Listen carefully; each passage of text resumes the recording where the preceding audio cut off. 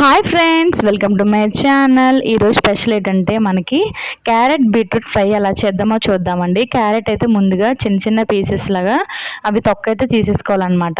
ఈ తొక్కలు తీసేసుకున్న తర్వాత చూసారా, నీట్గా కడిగేసుకొని మనకి చిన్న చిన్న పీసెస్ లాగా కట్ చేసుకోవాలి. నేనైతే కొంచెం పెద్ద సైజు ముక్కలే కట్ చేసుకున్నాను. తర్వాత ఈ దీంట్లో వేసుకొని శుభ్రంగా దాన్ని తిప్పేస్తూ ఉంటే చిన్న చిన్న పీసెస్ ముక్కల కింద అయిపోతుంది.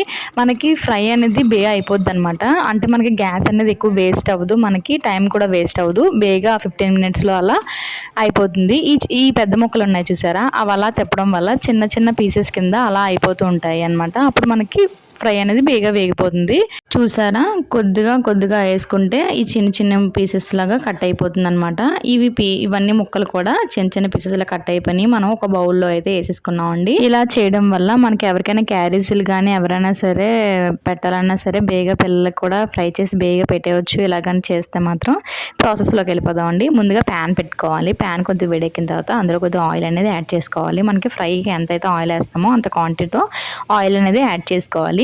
ఆ ఆయిల్ కొంచెం వేడెక్కిన తర్వాత వెల్లుల్లిపాయ రెబ్బలు ఉంటాయి కదా, వెల్లుల్లిపాయ రెబ్బలు యాడ్ చేసుకోవాలన్నమాట. వెల్లుల్లిపాయ రెబ్బలు యాడ్ చేసుకున్న తర్వాత కొంచెం బాగా వేగినట్టు అనిపించిన తర్వాత ఆవాలు అనేది కొద్దిగా యాడ్ చేసుకోవాలి. కొద్దిగా ఆవాలు యాడ్ చేసుకోవాలి, మరీ ఎక్కువ వేసుకుంటే చేదు వస్తుంది. కొద్దిగా ఆవాలు యాడ్ చేసుకుని తర్వాత కొద్దిగా అలాగా లైట్గా జీలకర్ర అనేది యాడ్ చేసుకోవాలన్నమాట. మనం ఫ్రై చేస్తున్నాం కాబట్టి ఇవన్నీ కొంచెం కొద్దిగా యాడ్ చేసుకుంటే టేస్ట్ అనేది చాలా బాగా వస్తుంది.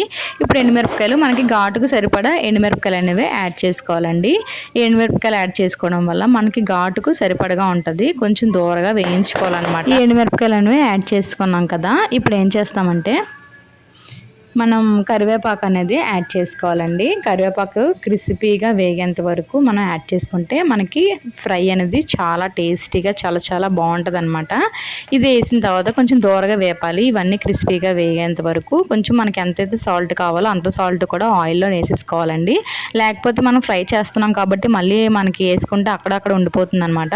అందుకే ఇలాగ ఆయిల్లో కనుక వేస్తే మాత్రం మనకి మొత్తం అంతా కలిపి బాగుంటుంది. మనం బీట్రూట్ క్యారెట్ చిన్న చిన్న ముక్కలు చేసుకున్నాం కదండి, ఆ ముక్కలేమో ఇందులో యాడ్ చేసుకోవాలన్నమాట. మొత్తం అన్నీ యాడ్ చేసుకొని కొంచెం దూరగా వేయించుకోవాలి.